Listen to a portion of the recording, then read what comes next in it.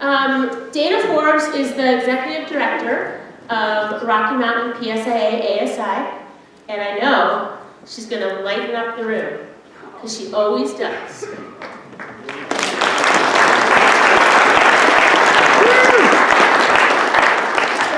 Who can remember the first time they went skiing or snowboarding? That's good. That's good because there's some old faces out there, so I don't remember it that far. So I'm kind of old too, and I have some memory of it, and the rest has been filled in by my dad because it was a story that we shared. So I just turned 4, and we went to a resort in Connecticut. I know there are ski resorts in Connecticut. They're about as long as like from the stage to the top of the balcony, but they are ski resorts. And he took my older sister and I skiing. And it started off pretty good. Really good actually for me, not so good for my older sister. She was not nearly as athletic as I am. So we're a few hours into it, and I am flying down the hill, like most 4-year-olds do, in a screaming wedge, not turning. And like I do everything in life, I'm going really fast. And like my older sister does everything in life, she was doing everything really slow, and she kept falling, and I was getting annoyed, and apparently, as my dad told me. So, next thing my dad says he knows is he hears this voice yelling, "Hey Dad! Hey Dad!" And he looks up, as he's helping my not-athletic sister off the ground. I'm hanging out of the chairlift, waving at him, and I'm just so excited, and his face turned bright red, and I get off the chair, fly right by him, ski right past him, and I do this again. And this time I yell, "Hey Dad, hey Dad!" They're like still in the same spot because she really sucked. And he says, "Don't do that again. You can't be on the chair alone." I mean, I'm literally like hanging off of this chair. I'm like, whatever, you know. So I probably do this a few more times. And then the next memory I have of skiing is he all of a sudden stopped when he yanked the back of my coat and stopped me fiercely at the bottom. He was like, "You cannot do that. You can't ride up the chair out of the blah, blah, blah." I'm super frustrated, but so this goes on for a little while. I hang out with my dad and my sister, and it's all too slow for me. And so, of course, I promptly go up the lift again by myself. And we get to the bottom of the run, and he stops me, and he goes, "All right, you two wait here." And there was this big parking lot out in front. This I totally remember. I remember him, he leaves. He's like, "I'll be right back, wait here." And he walks away. Of course, I look at my sister, who's all crying, miserable, and I just start inching towards the lift. And he looks over his shoulder just as I do this, and he runs back, and he's just like, takes one of my skis, throws it over his shoulder, and he's walking back to the car. And I look at him, I look at that one ski, I look at that lift, and I go, looks over his shoulder, takes that other ski, goes back to the parking lot. And I'm standing there, and she's still crying, and her face is all red, and her stupid hat has snow all over it, and she's just killing my moment. And I'm still wondering how I can do this. Like, I have nothing on my feet, but I want to go skiing. And he's walking back towards us, and I'm like, "Hey, Wendy, what does Dad have? What is he carrying? Is that a rope? What's he gonna do with that rope?" That's when she smiled for the first time, because she was older and smarter than me, and she knew he was going to tie that rope to me. And that's how we were going to spend the rest of my first day skiing. So how many of you come here every day, you wake up in the winter, and you're so excited because that's your why? Because you can't wait to go skiing. Like I, as that 4-year-old little girl, all I wanted to do was go skiing. Oh yeah. Yeah, right? There's a lot of you, I bet. And so you would think that that's my why. But you fast forward about 4 or 5 years after that, and another childhood story. There's a lot of stories from my childhood. We used to go to Stratton, Vermont. That's how we upgraded. We went from Connecticut to Stratton. And that's where I learned how to ski after my dad traumatized me, and I had some therapy to heal from that. So we go to Stratton. My dad, there were 3 families, and there were like 8 kids, and they'd stick us in ski school all week long.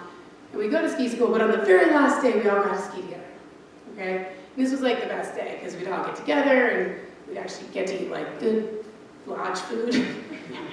It's not so good anymore. And so we would all go skiing together. Now my mom, she actually wasn't a skier until she was an adult. She learned how to ski when she was probably in her mid-20s.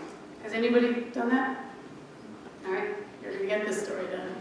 So, you know, we all go up and it's just a giant posse of families and we ski, I remember, like through this windy trail and we end up on this run and I remember just with total delight seeing all my friends and their parents and everybody skiing through this giant bump run. I mean, the moguls were as big as Volkswagen bucks because that's how they make them at Stratton.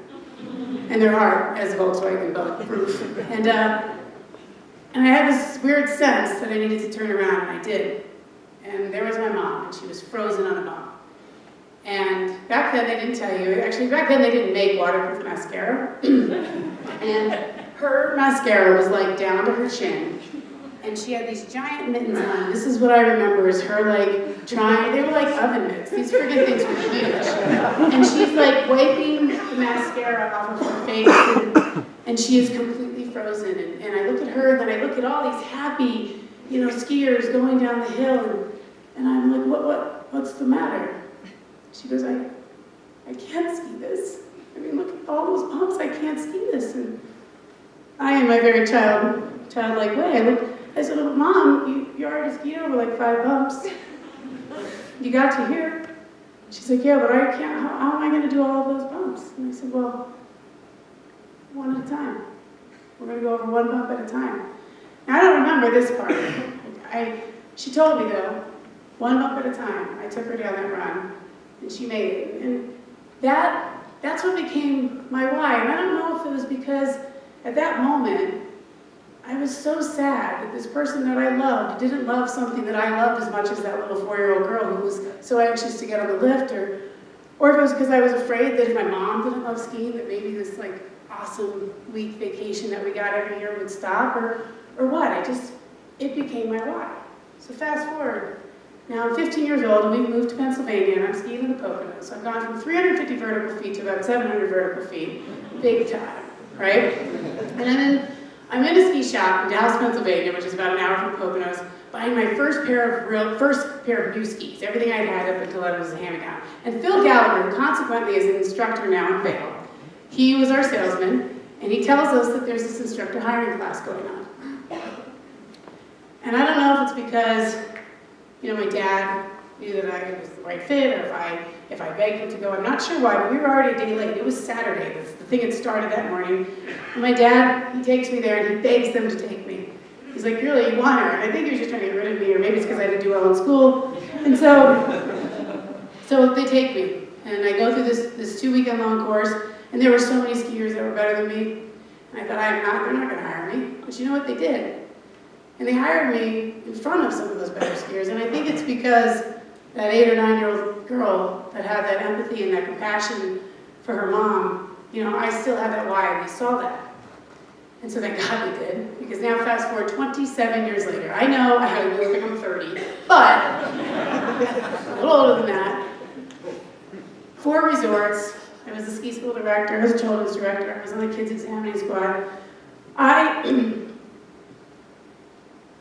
am still here. And I'm not here because I wasn't driven by money. I wasn't driven by this awesome schedule we get to keep, where we get to work every holiday and weekends and, you know, 20 days, 30 days straight. And, you know, I'm not here because some college degree told me to be here. I'm here because I had found my why at a very young age. And so then I get this opportunity to come and run the Rocky Mountain division of PSA ASI. The best division, by the way, in the country. Sorry, Nick. Sorry. And I think the reason that is, and this became very apparent when I showed up, is that we all have whys. A lot of the people, the examining staff that I get to work with, my administration and my board, they all have a really strong why. And in preparing for this, I read something interesting, and it said, people don't buy what you do. They buy why you do it. So I'm going to say that again. They don't buy what you do or even how you do it. They buy something from you because of why you do it. And in my 10 years at Rocky Mountain, our event attendance has gone through the roof. And our focus as an examining staff and educators is to focus on that why more. and to be more supportive of our membership. And so you guys are showing up to our events because you want to be there because we know what our why is. And I'm really extremely proud of that. And I look out in the audience and I actually see some of my staff out here and it warms my heart because it's because of them that we're so successful. But then there's all of you members who also have your whys, and you're out there, you're teaching the everyday public, and you're having that effect on the industry that we need, because they're going to keep showing up if you keep obviously doing that. And so, unfortunately though, we're not all that successful, right? So I'm on the gondola the other day, and I actually still teach skiing, I'm very proud to say that, and with one of my clients, and this lady says to me, I took a lesson last year, and it didn't go very well. So I went on the internet yesterday, and I watched some videos on how to learn how to ski, so I could teach myself. And I was like, oh my God. I thought global warming was a threat. I thought we were going to have issues because, people would rather be laying on the beach, and then we have all this other competition and vacation, and this lady has gone online to teach herself how to ski. Now, I'm sure one of you who is tech savvy right now is like, I'm going to create that freaking app, and I am going to make millions, and none of us will have jobs. I'm just kidding. We will, because we have a why. But anyhow, so she tells me this, and my client goes, what? You had a bad lesson? Like, what? Why? Well, my instructor, they just didn't seem to care. They weren't engaged. They were distracted by some girl that was over on the magic carpet, and there was a guy, and it was not at Steamboat. It was at a Rocky Mountain resort, but I won't admit which one. And she was just really disappointed, and my client was just like, she just couldn't understand that. She's like, gosh, I've skied with Dana for 10 years. She was the first client that I had at Steamboat. She says, I've skied with her for 10 years, and I don't even really need a lesson anymore. I ski as well as she does. But I keep coming back because she makes it fun, and she makes me feel safe, and she inspires me. And that lady said, I didn't get that. And that hurt my heart again. It was kind of like that moment when I saw my mom, because here was someone who had this like terribly negative experience, but I know that isn't the norm, especially in the Rocky Mountain Division, Nick, because we're that. That's where you wake up with fear. And so then again, think back to your first time skiing. Now mine needed some therapy. However, if you think to your first time skiing, if you did take a lesson, if it had been negative, you might not be here today. You might not have ever found your why. You might not have ever found reason to be here. So as instructors, always be inspired to be inspired. Because the mediocre teacher, they tell you what to do. The good teacher explains what to do. And the great teacher, they inspire you. Okay, so be inspirational when you teach. So I'm going to leave you with a final story because it's appropriate for today. Dr. Martin Luther King, back in the summer of 1963, over 250,000 people showed up to hear him talk. Now, he didn't send out an invitation. He didn't send out an email with an e-bite. He didn't, tweet that shit. He didn't put that stuff on Insta. No. And he didn't say, hey, I have a plan. Or let's do this. He said, I believe. He had a purpose, and he had a belief, and they came. If you guys have a purpose and a belief in what you do, they will come. Thank you very much.